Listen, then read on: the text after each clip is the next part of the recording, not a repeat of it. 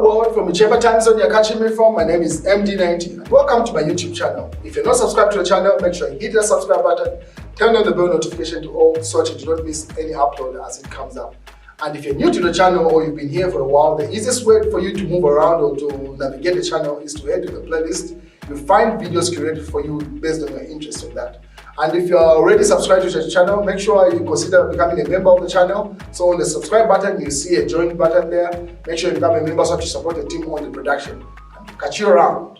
Well, State House has finally responded to the pastoral letter that was written by the Catholic bishops during the month of November. So as you may be aware, in November, the Catholic bishops issued a pastoral letter where they issued a number of concerns that pertaining to national governance and things going on in the nation at the moment. So the Daily Nation reports say, Hakainde Hichilema considering Catholic concerns. Grace Onamasaka, the chief communication specialist, says President Hichilema has taken note of the concerns and demands by the Catholic Church and will be able to address them. So that's a response coming from State House, saying they are aware of that pastoral letter, and the president at his own time is going to respond to those particular concerns and demands. But this Bishop Alik Banda, as you can see above there, says the real new dawn coming. Alik Banda, an article attributed to him there. And then Kalawa dedicates a doctorate degree to Zambians. As you may be aware, he was given a doctorate degree recently. What is the same Bishop visited two TikTokers in Kalurushi who were detained in police cells for a video that they had done. I'll give you details as we go on in the podcast. So the person that you see on screen there, that's Bishop Alik Banda doing that visitation. And these are the two boys who made the TikTok video that they've been detained for. So those are the boys in reference. And then Emmanuel put up this article, say 58 days in detention. Archbishop of Lusaka pays a compassionate visit to Elijah and Ernest Kaumba, brothers from Kalurushi, detained for 58 days for making a TikTok video reminding President Hichilema to fulfill his campaign promises on or he should resign. So that's the particular TikTok that they had made with regard to that. And then that's the one that Bishop Alik Banda visited the boys for. So these are some more images coming from that visitation of the bishop and the boys in Kalurushi. To which George Mutonga, a UPND supporter based in the US, responded to say, they shouldn't have arrested. They shouldn't have been arrested in the first place. I believe when the government starts arresting citizens because they are pissed off, it's a sign of weakness. So he seems to have issued that statement there, saying this detention of these boys for criticizing the government was a sign of weakness on the part of the UPND government there. That's according to George Mutonga from the US there, Zambian citizen. He should be in the country now. I think he has come in the country for his what's his Christmas holiday. These are some of the images of the bishop and his assistant on that visit. What is the issue of Edgar Lungu's eligibility? Well, this is like the 2nd of December. We're just a couple of days from the verdict being given on that, because it's been slated for the 10th of December when the judgment is going to be given by the Constitutional Court to determine whether Edgar Lungu is eligible to actually contest in 2026 or was he even eligible in 2021. So different sections of the society have been issuing their point of view in the build up to this. And obviously, say a double-edged sword. This is an article that has been put up by Chris Zumanizimba. So he says, a double-edged sword, 12 signs of possible presidential by-election in March 2025 if Constitutional Court departs from its earlier decision on 10th December 2024. So that's a date that has been set for this particular judgment. So Chris Zumanizimba had this to say about this, say, 10th December is a bad day for both Edgar Lungu and Hakainde Hichilema, because if the court decides otherwise, both shall be politically affected. If the Constitutional Court takes a UPND vested decision to rule that Edgar Lungu was ineligible for 2021 and stand as such in 2026, we will naturally nullify the 2021 election victory of Hakainde Hichilema and plunge Zambia into an historic constitutional crisis. Zambia shall automatically become a bastard state. And I know I list a number of lawyers, Bonaventure, Makebi Zulu, Jonas Zimba, John Sangwa, and a number of lawyers to say, I've already prepared litigation papers to petition and challenge the Constitutional Court for nullification of the 2021 presidential elections, and thereby invoke a tragic by-election within 90 days. So that's a view coming from Chris Zumani Zimba there. This should be, he used to be a presidential advisor for Edgar Chagalungu during Edgar Lungu's reign there. So he's giving his point of view there. I don't know if that's contemptuous because this court case is still active, to which claimant issues a statement, says, either way, I think whatever the consequences of the ruling against him being eligible will favor the UPND. By-elections will be a walkover without strong opposition. Unfortunately, it won't count as a term, meaning if he wins, President Hakainde Hichilema, in 2026, he might rule for 15 years. Anyways, whatever outcome, I bet the UPND has it all planned out. So Clement argues to say, if actually that goes through and the 2021 elections are nullified, it only means that we're going to have the by-elections as Mrs. Manizimba has stated there in 2025. And as a result of that, if President Hakainde Hichilema wins, that cannot count as a date for election, because that will be just like 1 year from the normal slated election date, which is in 2026. So meaning if he wins in 2026, that will be probably like the first term for President Hakainde Hichilema, he argues there. So we'll wait and see how this plays out. But different sections of society are giving their point of view. Another person has stated statement on the 6th Republican President, Dr. Edgar Chagalungu's eligibility case. This is a statement coming from Samuel Banda, Executive Director, Advocates for National Development and Democracy. So this is the conversation in the nation at the moment. Everyone is putting in the 2 cents on where they stand and how things play out. All we can do at this point is simply wait.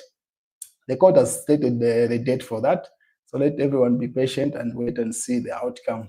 And every side seems to be ready.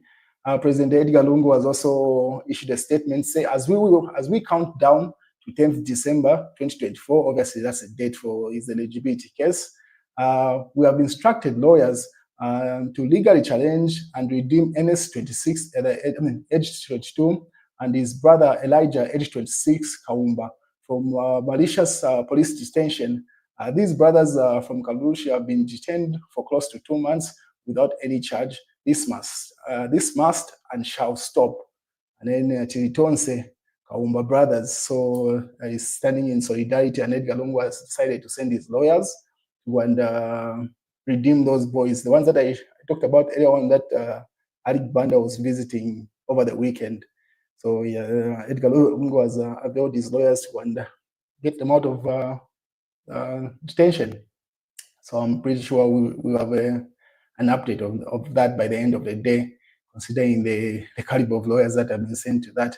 And then to which Leonard Kasonde says, thank you for your response to aid our youths, Your Excellency, President Edgar Chagwa there. We're just thanking him for that response, because he put up this statement just about 3 hours ago to say he has sent his lawyers to go and intervene for those boys with regard to that. But the main thing here, if you see, is as we wait for the 10th December 2024 decision, that's the main thing that say, I mean, he's anxiously waiting for that verdict. But it's most residents in Lusaka, most Lusaka residents had the early Christmas on Sunday when they had power the whole day. So that's the situation, ZESCO. And then at the flip side to that, to say ZESCO had installed 23 gensets parked in markets. And then we have installed 23 gensets, but they are expensive. We want to go solar, so ZESCO argues there. So this has become now scandalous, which Emmanuel Mamba said this was just a way of duping money out of people's ad-end taxpayers' money there. How can you install stuff that is not functional? Then you decide to say you want to go solar. And then this Monday morning, Victor Mopani bids farewell and under him, we have suffered as a country. He drove hard power exports despite various warnings about impending West drought. So the ZESCO MD is out of the picture. Yes, that's what you see on screen there. That's the memorandum of understanding. I mean, an internal memorandum that was published, and then it has also been published on Zambia Daily Mail, all the platforms to say he has left. Different sections of society arguing to say his contract has simply run its term. Others are saying it's just resigned out of that. But either way, the decision is that the ZESCO MD is no longer the MD at ZESCO. Most likely, the president is likely to appoint a new person whenever he decides, probably next year or even before the year ends. He might decide to do that. But Victor Mopani is no longer the ZESCO MD or managing director. What is the European reported Hassan convicted Pambeshe member of parliament Ronald Chitotela to appear before Chagwa High Court for sentencing tomorrow, Monday, December 2nd, 2024, meaning today. They were supposed to be that sentencing, but it came out to say, this is Chifetari now. The sentencing of Honorable Chitotela adjourned to December 17th. More agony for him and the family. So he was supposed to be sentenced today, but unfortunately, it has not happened. It has been pushed to December 17th. And then the Chief Secretary weighed in saying, you need money to get political power, but you cannot buy people to get power or remain in power. You need to inspire them. Money just helps you to draw their attention for you to inspire them. That's Chief Secretary there. The UPND said the Chagwa High Court has adjourned to December 17th, 2024 for the sentencing in a matter in which Pembeshe, Member of Parliament Donald Chitotela, has been convicted of arson. Mr. Chitotela remains in custody at Mukobeko Maximum Medium Prison. I don't know if there is a medium or maximum. Don't we only have Mukobeko Maximum? That's news to me to know that there's even a medium.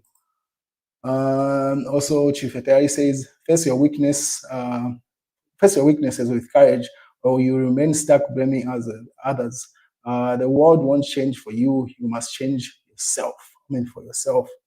Secretary offering some motivation there. Then what Mass Newspaper says, as scandals pile up, pressure mounts for Hakainde Hichilema to take a stand and prove his promises accountability were not rhetoric, Moya says. That's in the Mass Newspaper. And then in the Daily Mail, now MMD goes for Nakachinda. So as you remember, they're fighting for those vehicles from the MMD. Nakachinda was in MMD when Neverson was president. So there seems to be some scandal that's brewing there. And that's what they're saying. They're going for after Nakachinda. What is the Electoral Commission of Zambia on Petauke by-elections? Speaker has written to us. We will announce the date this week. So this week, expect the date for the by-elections in Petauke to be made public.